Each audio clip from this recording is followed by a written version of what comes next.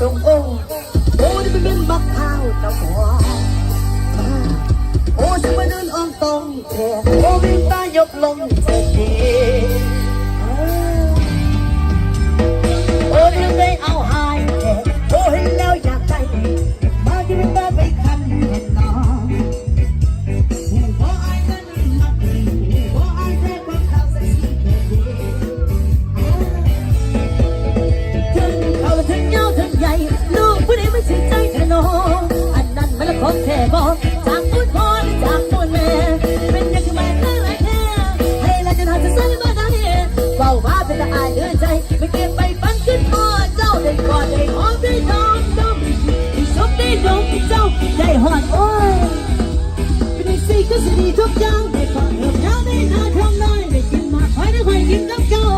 มือนี้ก็จะเอาขึ้นเล่าไปจะไปหาเจ้าเบา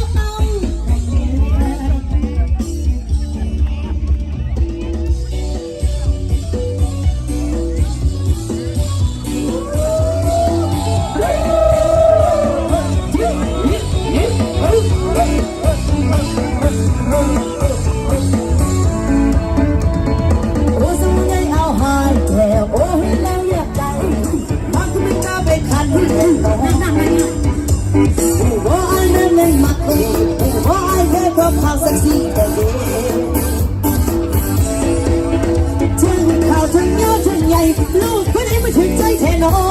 อันนั้นเลิกของแท้พอจากคุณพ่อจากคุณแม่เป็นยังไงมาหลายแท้เทเลยก็ใส่มาได้เข้ามาเป็นไอ้เนื้อใจไม่เก็บไปฝันที่ว่าเจ้าได้หอดหอมได้ยอมเจ้าไม่ชื่อชอบได้ยอมเจ้าได้หอดโอ้ยขึ้นเรียนในกะสีทุกอย่างอยากเดินทางได้นานดงนั้นได้กินมาขอแล้วไปกินกับเจ้าเมื่อนี้ก็เอาคนเบาแต่ยังไปหาเจ้ามาเบาวันนี้โอ้ยมักแตงโมโอ้ยมันมักโอ้ยมันมักข้าวมันหอม